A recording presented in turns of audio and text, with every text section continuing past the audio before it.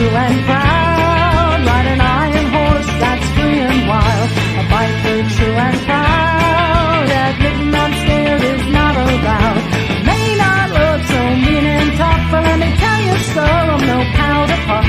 What it takes to ride, well, I got the stuff. I got what it takes to ride. Got what it takes to ride.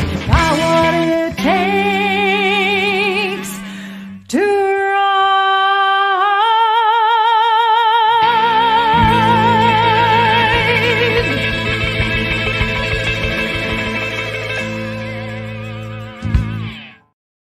Hi, everyone, and welcome back to It's Never Too Late, where we believe it's never too late to follow your dreams, to have some fun, and to start something new. Oh, what's that, Marilyn? Oh, excuse me. This just in.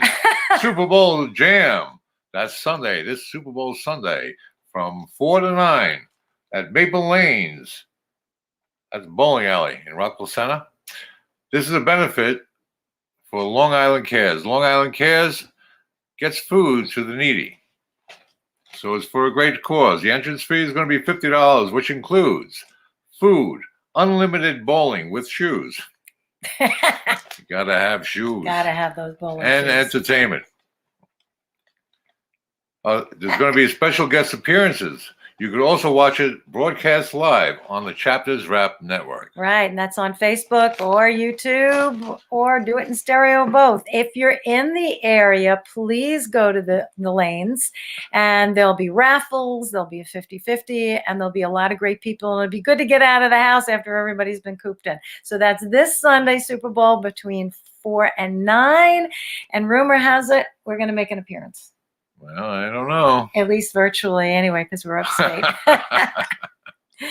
So, to get back to our show, last week we were talking about our cross-country honeymoon that we took on our motorcycles. We got about halfway through the honeymoon telling you about it.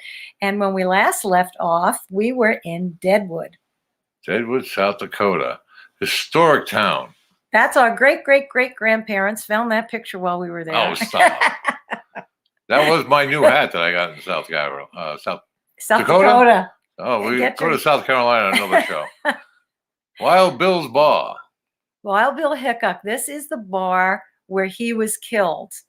And they preserved it, but they had to get into it, you have to walk down about 5 steps because there was such bad flooding in that town that they had to raise up the town, but they didn't want to ruin that little piece of history. So they left it intact, and it's almost the basement for the building now. And you go down and you see, that's it. Historic Site Saloon Number 10 is the name of it. And that's where Wild Bill was shot while he was playing. That's what Sturgis looked like that's what Deadwood looked like during the Sturgis rally 5 years ago with all the bikes. And it's a fantastic place. We didn't get to see everything. It was the graveyard we didn't get to see. I didn't get to see all the gold that was supposed to be there. Oh, too. yeah, that's supposed to be there somewhere, too. Had to go gold mining. But it's a fun town, and that's where we had that old-fashioned picture taken of us. They gave us some choices of what we wanted to dress up as. Could have been gangsters. Yeah, but he just got that new hat, so we saw that, what looked like a little log cabin. We said, that's us! That's what we want. So we had that picture taken, hanging on our wall. You got to have fun. Yeah, that was a great time. Then one of the things, we went to Mount Rushmore. That's the president's up there. I was surprised. I thought it would look a lot bigger. I thought you'd get a lot closer to it. So it looks kind of far away, but it's really, really, really impressive to see that. What do you remember about that day? I think it's just pretty amazing. I remember getting that shirt. I was standing behind Mount Rushmore. He's got a All right, it's a funny shirt. It's a funny shirt. He's got a shirt. Well, anyway. Then we actually took time on this trip to go to Sturgis for the rally. And that was us on the street. And as you can see, there were thousands and thousands of motorcycles. I think that was the anniversary, the 75th anniversary. And I think there was 2 million people there. Yeah. But then by Tuesday, a lot of people were leaving. So when we heard that, because there was a hailstorm and all kinds of crazy storms, and they didn't book too many good headliners, so people got really upset. Well, remember? And they left early. Also, we had friends who were staying at the Buffalo Chip. I think it was the Buffalo Chip. Mm-hmm. And they were there with their camper.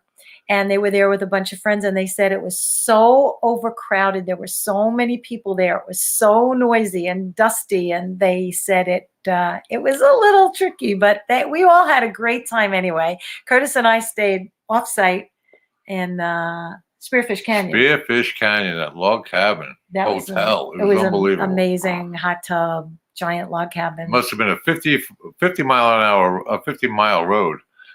And whether you went into the left or to the right, it was still 25 miles to get to a main road. It was right in the middle.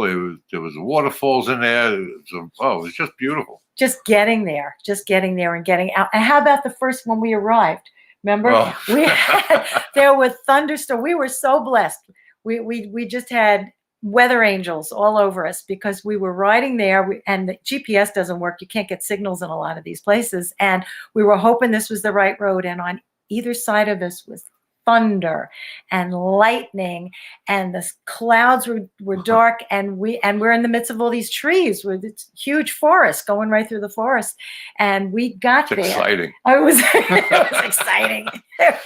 So we get to Spearfish Canyon. Yeah, we pull in. We park the bikes right in front. We run inside, and we check in.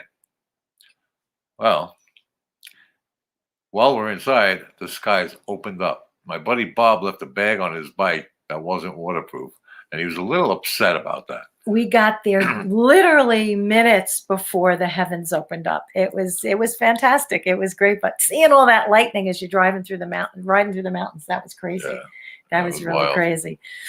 While we were in Sturgis, I bought myself some new chaps. I saw these brown chaps. He was using a brown vest at the time, so I got these brown chaps and vest to match that I never ended up wearing because I have my other vest with all the pins. But I don't know. I put that picture up because that's one of my memories of Sturgis is getting new chaps. Yeah, you got fringe on them and everything. That I still Real wear. Nice, custom made.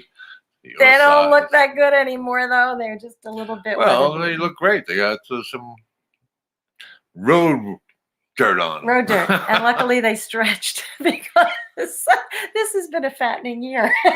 So they've stretched. Then we did Wyoming. Wyoming is beautiful. It is absolutely That's in Cody, beautiful. Wyoming. That's a 2,000-pound bull. Yes, he's alive. Mongo. When he just shifts his weight from one leg to the other, it feels like the whole earth is moving. No lie. It's amazing. Yeah, it's So that's where the rodeo started, in Cody, Wyoming. And there's also a very famous museum there. Actually, one of the largest firearms museum. I think it is Was like it 50,000 50,000 guns. This was at the Buffalo Bill Center of the West. And I surprised him. I put it on our itinerary. And I didn't tell him we were going there. And what I didn't know is I thought it was just a gun museum. But actually, it had like 4 museums. It's like wasn't it? 4 museums in one. And you could spend days there. We only spent one day there. But there's some of the guns on display. They had one handgun. Remember the hammer? That was on that rifle. I think that was in the picture. Yeah. Oh, maybe that was in the It picture. was carved as Lincoln's head. Yeah, it was a rebel. It was amazing. It was a rebel gun. Some of the firearms there were just, the history alone that you learn from firearms. I couldn't drag him out of there. He never made it to the other 3 museums because he was we like, saw the other a side, the little Indian bit. one and the a little Buffalo bit. Bill one. And then we saw the Raptors in the back. They had a show going on. Timing was impeccable. Yeah. Every place we went, that raptor, now just as we were taking that picture, on the other side of the fence, what does that raptor eat? Rabbits. And what's running on the other side of the fence? A rabbit. Yeah, they had, oh my gosh, they funny. had these enormous birds. They had a turkey buzzard, and they had an Yeah, a whole eagle, bunch. and we learned a lot of things like that. Is it the turkey buzzard has the most acidic Oh, yeah. substance in the world in its stomach? That's how they can You eat can all eat the rocks. garbage and everything without getting sick. It was just really interesting, and watching the birds, and they had So them when we trained get to the museum, right out front is a chuck wagon. oh, Look at this. This guy's got a fire going. That pot is full of coffee. Now, I haven't had good coffee in about 4 or 5 states. he was dying for, and there he is. He's making biscuits. Biscuits and beans. And he gave me his recipe, not that I've tried it, but he actually showed how they make biscuits and coffee and beans and everything on the road. And if you look on the right, as he's kneeling down there, you'll see to the right, there's a round thing that's covered with the stones around it. He has a fire going under it, and that's what he's making the biscuits in. That cast iron pot baked the biscuits. There you can see it even better. He's got the coffee over the stove, and he's making beans on the thing that's hanging. And he actually cooked all this stuff. By the time we got out of the museum, it was all cooked. Yep. So I had coffee on the way in. We did our thing inside. We come back out. The biscuits and beans are ready. Who could ask for anything better than that? This guy was fascinating, and it really brings to life when you watch the old shows now, like Wagon Train and all. It was fascinating, and he said that you had to make good coffee. Oh, the coffee was real good. And a lot of food, because these guys were hungry, and that was some job that they had.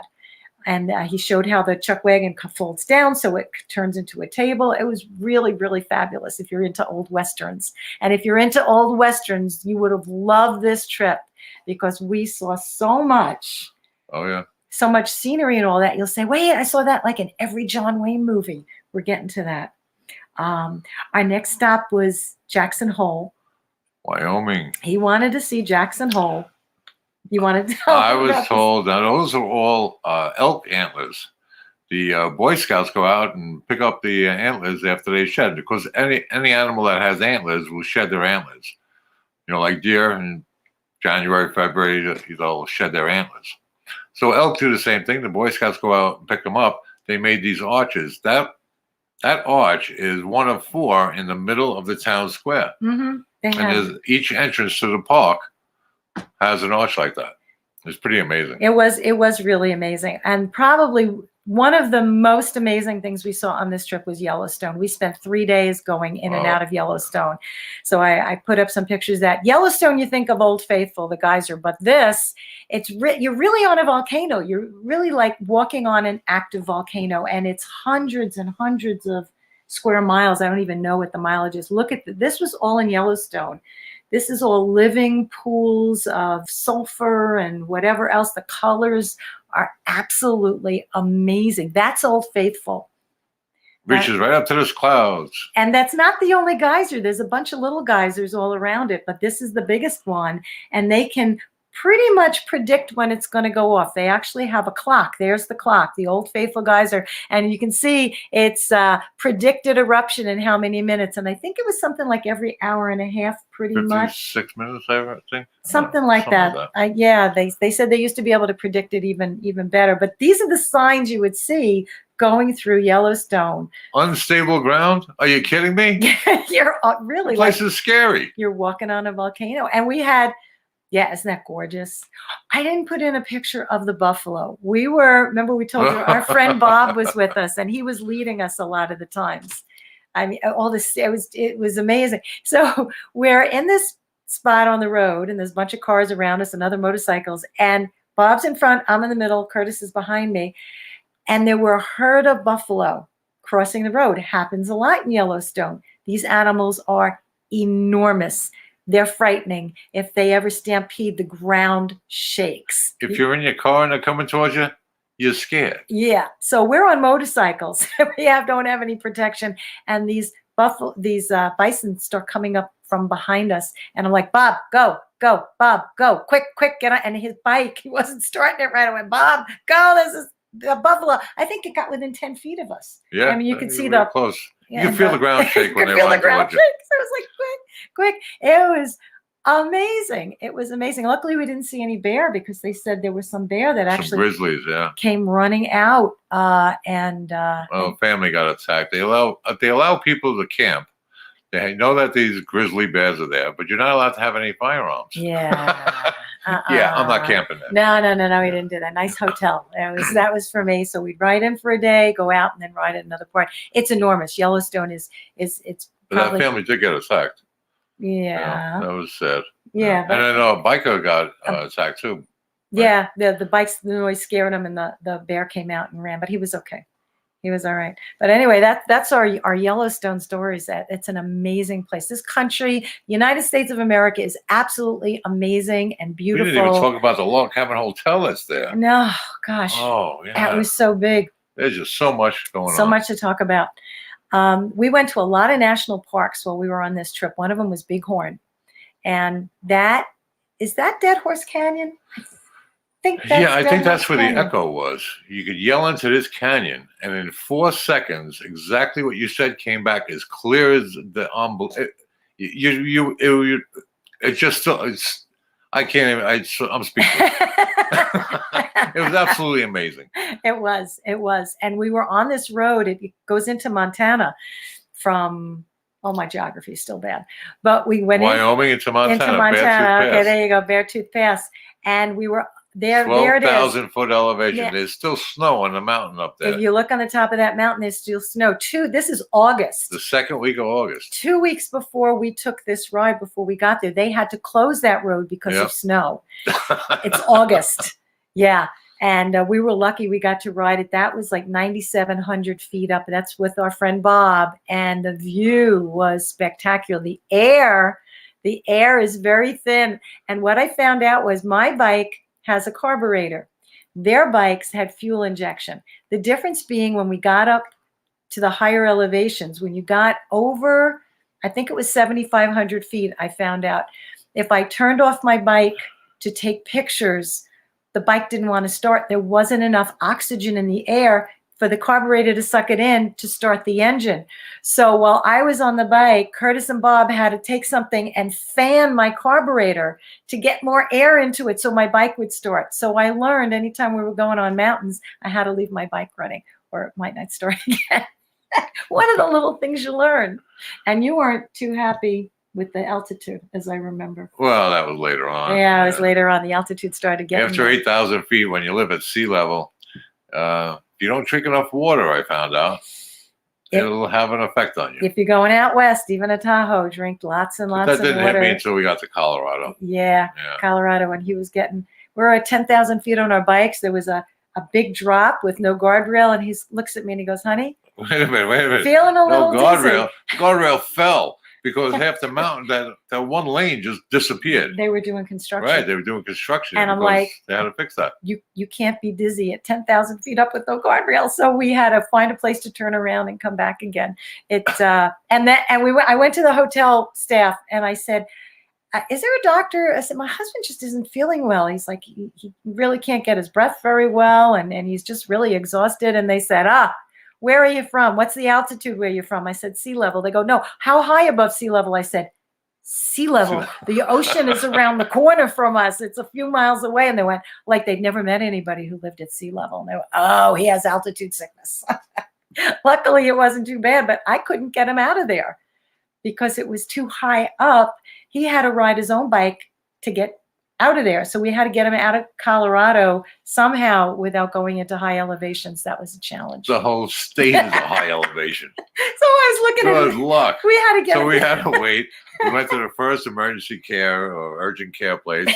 They gave me some oxygen and some water, and I guess we were all right after that. They go, "Just keep him below 5,000 feet." I said, "We're in Colorado. Good luck with that."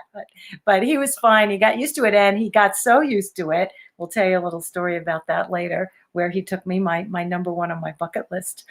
But after we did Beartooth Pass, we went to Idaho. Bob had to head back home, so Curtis and I were on our own at this point, and we said, let's try to get as many states as possible. So we kind of snuck over into Idaho, and we saw Mesa Falls. This was beautiful. It had a rainbow. It's actually a double rainbow. The other one's kind of light. Yeah, it was absolutely beautiful. And then we went to Moab in Utah because I had heard about Moab because we were in the American Motorcyclist Association, and people write in about places they go. And I was saving a lot of those articles. And we went to places a lot of people said to go. And this was one of them, Moab, and we saw the arches there. And this is another state, another national park where you ride through and you see all these formations of rock when what used to be That's water. on it's on the license plate, the arch. Yeah, one of the arches is on the license plate, and they have their pteroglyphics, which is like hieroglyphics, but it's etched in stone. This is what we call the tiny stone house. We passed this We were on a road, and you could just stop because there's no one on the road for miles and miles. We just stopped. We saw this, and Turns out to be a historic place. Mhm. There's a couple that lived in there. They had 14 kids, and they raised them in that little house. It was like a Look at the size of me. The door. The place had to be 8 by 10, or maybe 10 by 10. I think it was like 10 by 10, and there was really only enough room if they all slept in there for each person to just find a place on the floor to sleep. It was that tiny. It was cozy. They were Mormon, and they moved there, and they wanted a farm, and the land kept flooding. So eventually they just had to move out. But we just thought it was fascinating. We could just park our bikes right in the street, just leave them right in the middle of the road and spend, 20 minutes looking at this place and get on our bikes. That was one of the most amazing things about it. This is Colorado. This is the True Grit Cafe. And if anyone is a John Wayne fan, that is where they filmed the movie True Grit with John Right in the Wayne. street in front of that place is where the guy got shot. Yep, and they turned it into a little cafe. And they saved the original outside wall that was brick, that was like the produce sign or something. It was really fascinating to see a little part of history. That's the Colorado River.